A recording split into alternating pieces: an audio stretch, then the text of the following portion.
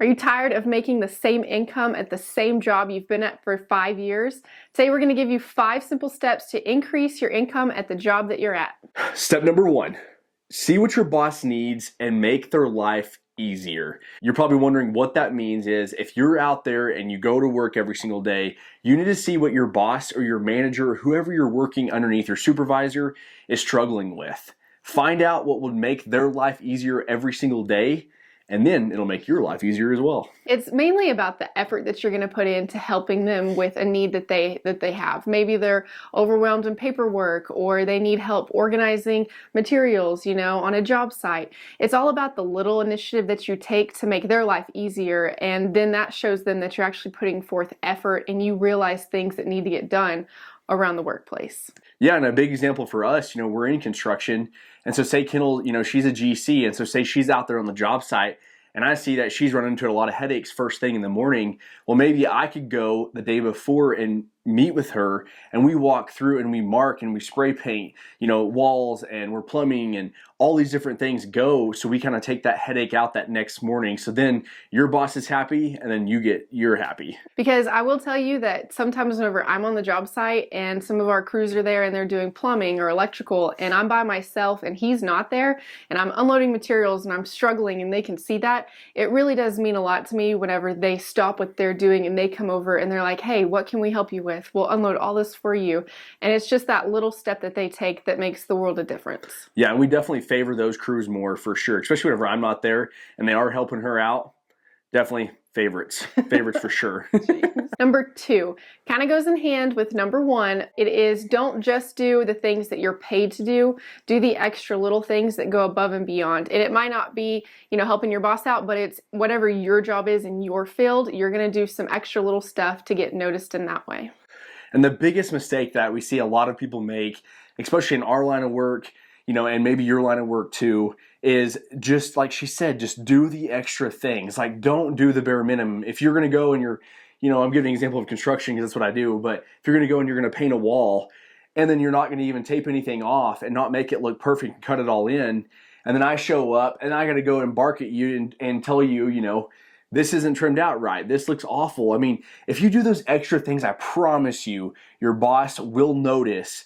And now it might not be the first week, it might not be the first month, but it will grow and they'll start to notice it and see that you're taking initiative to go after and keep working harder, and you will surpass those other people that might be a little bit above you, or you're competing with somebody else. Analyze the situation and kind of see what needs to be done and maybe what your boss favors more of, because like if I'm at the job site, in construction, I like it to be clean because I'm super OCD, and our good guys that have always worked with us forever, they know that. So their thing is they work all day long, and even though they could just leave, they're already getting paid, they could just leave, they spend the extra amount of time to pick up the trash and make sure the job site's clean because they have respect for it just as much as we do. And if they don't get it clean, then you're fired. Number 3, it is probably the easiest one to do, but maybe the hardest one to do too, because a lot of people don't think of it and it goes unnoticed most of the time. But that is to show up a little bit earlier and stay a little bit later. Yes, and especially if you have a job and say it's an 8 to 5 or 9 to 5 or whatever the time might be, if it's a night shift, if you are showing up earlier and staying later, and you have true leadership in place, like say your supervisor or your manager or your boss, CEO, whatever it might be, I promise you, if they are a true leader, they will notice those things, because when they start showing up to the office too, and you're already there, they're going to be thinking, man, Kendall is really taking initiative, and she's been coming and showing up early and staying late, doing extra things at her job, and applying all those other steps that we've already taught you. You will get a raise. Yeah, and it's hard too probably because sometimes you get stuck in that mindset like, well, I'm only getting paid from 8 to 5. I'm definitely not showing up earlier and staying later. Well, that's the exact mindset that we're trying to get, you to get out of, because you're never going to grow if you keep thinking that way. Step number 4. Don't ask for a raise if you don't deserve it, especially if you're not following these steps, showing up early, doing all these extra things. Why should you get paid more? And one thing that me and Kendall always ask ourselves at the end of the day is, should I fire myself? And I know it's such like kind of a dumb saying, but when you get home that day and you walk in the door, you really should ask yourself that every single day, because then you know, I would have fired myself if I do own this company or I run this business, because I didn't do those extra things today. I left early. My mind wasn't there all day. I was unfocused. And so you really need to be asking yourself that every day. Should I fire myself? Yeah, that's you every day. I would fire you every day. Just kidding.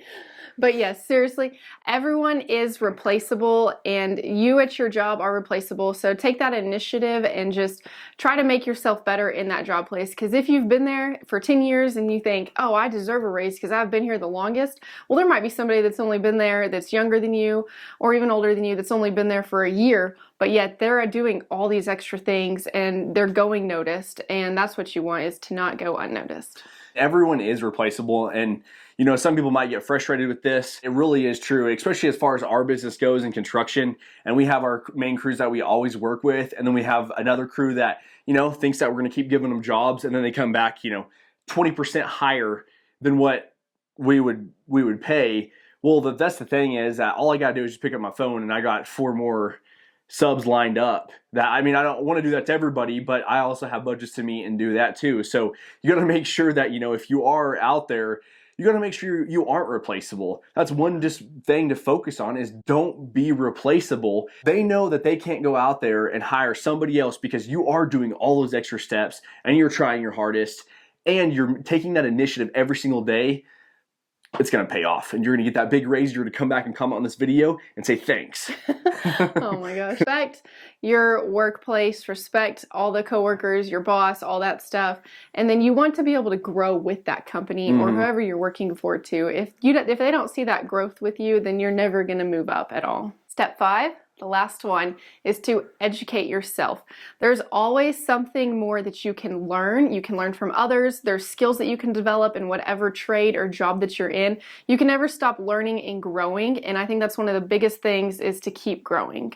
And you might be saying, well, Bo and Kendall, I already know everything that I'm doing in my job. Well, learn a different skill that, like, maybe your boss, like I said, is lacking on, that you could help him out. Now, don't go to your boss and say, oh, this is something I can do better than you. Definitely don't do that. Because here's the thing that you have to look at, is that your boss or whoever's above you is in that position for a reason. What kind of skills do they have to learn to do that? You know, if it's going and getting more education or whatever it has to be, there's always a step that you can be taking and skills to learn to get into that position, because there's a reason that they're there. So look at that and learn from that. Now, let's go back through the steps, because I'm telling you, these steps are so simple. They don't require any extra money. They don't require anything. All you have to do is just be you and chase it and go after it and work hard, and you'll get it. So let's go ahead and go back through these steps right now. Step number 1, see what your boss needs and make their life easier. Number 2, don't do just what you're paid to do while you're there. Do the extra little things to go above and beyond. Number 3, show up early and stay late. Take that extra initiative.